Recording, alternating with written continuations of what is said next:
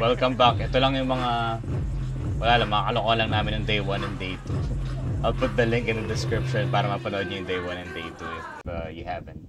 And of course, please consider subscribing to this channel para mapanood nyo yung ibang adventures namin in the future.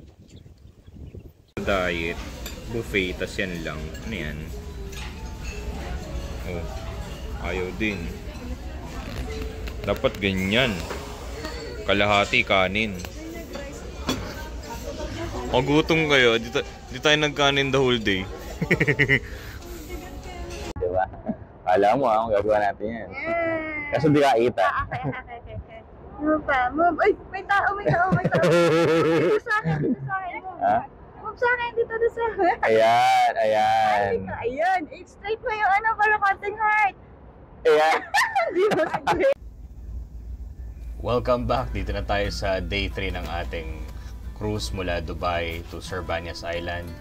Basically, day 3, wala naman kaming ginawa. Ayan, tulog pa nga. Siguro mga 8:30 to. So, I just decided to go around the ship to explore some of the places na hindi pa namin napuntahan nung first 2 days or first couple of days. Mostly, tumambay lang ako sa, ibang tawag sa ganyan, parang sa deck. Nagmuni-muni. Ayan, may mga casino games pero hindi naman ako mahilig magsugal. Actually, hindi nagsusugal. So, wala akong tinry kahit isa sa mga yan. Wala lang. Pero, eto, addict ako dyan dati. Sa arcade, yung tigpipiso. I think 2010. Yan. Ito na nga yung part na pumunta lang ako sa deck para lang tumingin sa dagat actually. Wala naman akong malalim na iniisip pero I guess just an appreciation of life kasi hindi naman lahat nabibigyan ng chance na makapag-travel, 'di ba? So salamat ulit sa misis ko kay Mayan. Idea ko to pero siya nagbayad. Ako nag-book pero credit card niya yung ginamit ko. Malapit na kami actually nasa Dubai na kami.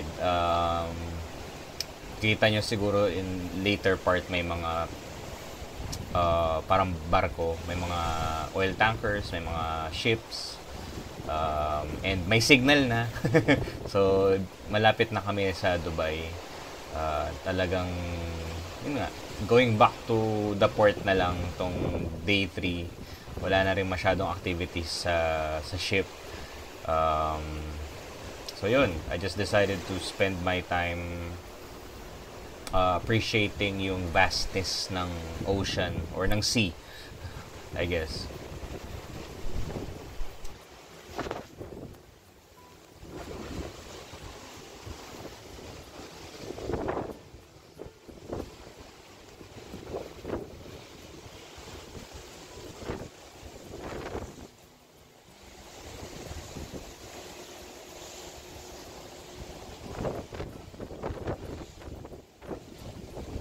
Actually, tinutuluyan naming flat sa Dubai Marina. Malapit din kami sa beach.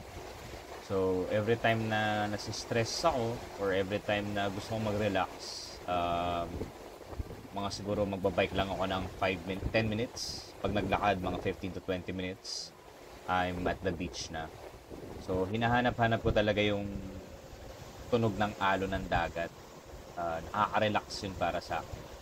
And yun nga, every time na may mga stressful na mga bagay, yung sound ng alon ng tubig is something that I find relaxing and puts me back to parang mas mapayapang state of mind. I'm not sure kung may nakaka-relate pero ayun. So, enjoyin lang natin to.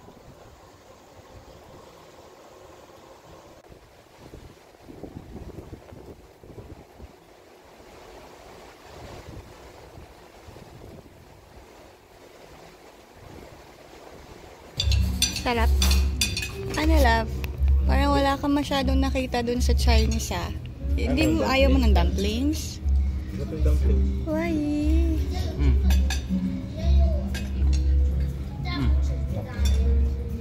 Shrimp. Hindi mo siguro nakita yan, no? Sa Chinese. Tsaka this green, no? Dumpling. Yung sa dulo.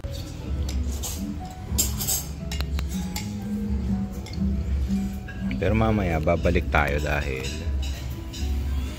magkakanin na tayo. Tama.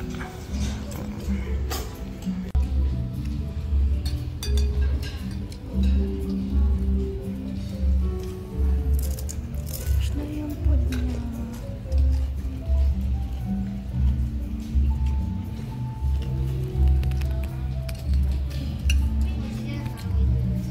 Mga bed na.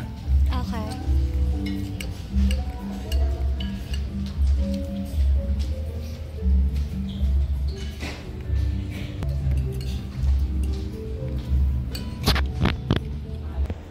Madam, ang gusto mo, madam? Ay, natatakpan ni ate yung Burj Khalifa. Ganda pala dito sa UAE. Ganda pala ng Dubai. Balik tayo ng Dubai. We're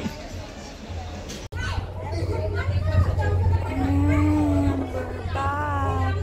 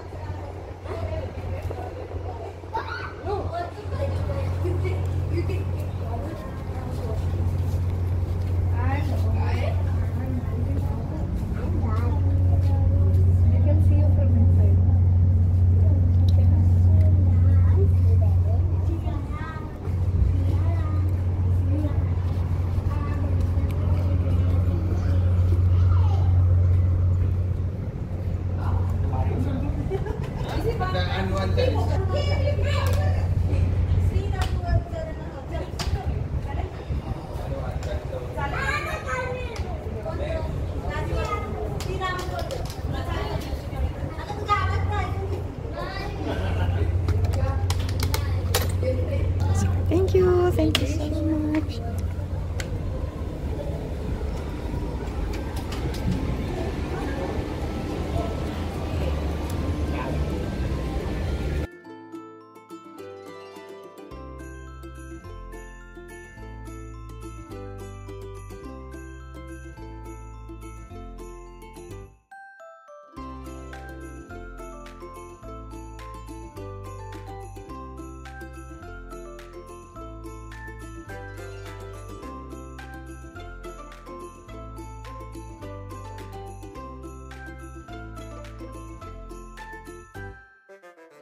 We're going home.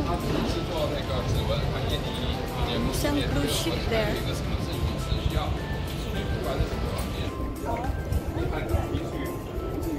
Going home? Excited to go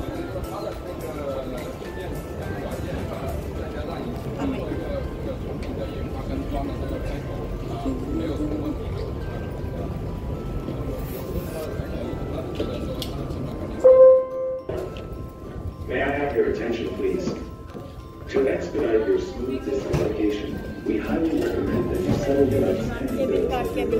Go inside, please. Go inside. Thank you. Salamat po. Thank you. Ready your access card?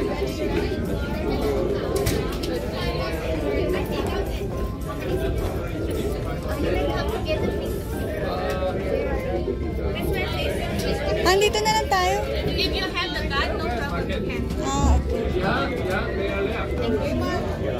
Thank you. Hi. Thanks, Mary. Thank you so much.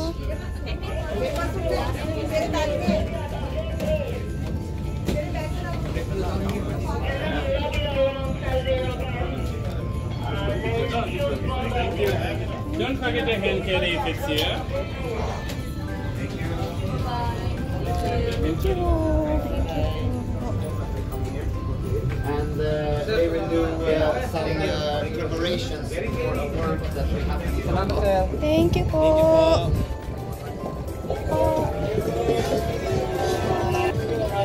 Thank you po.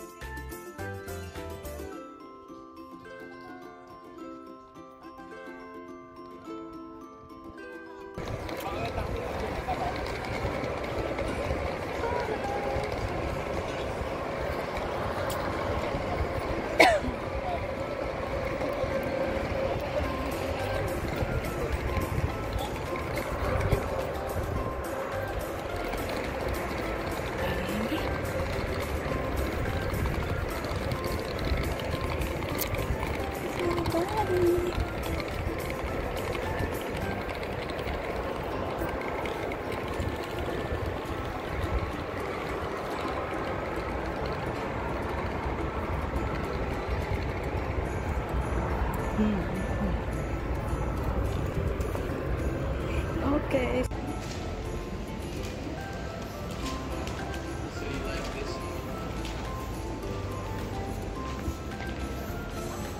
Dito yung ano, 'di ba? Yung bagong simot sarap dito. Dito ba 'yan?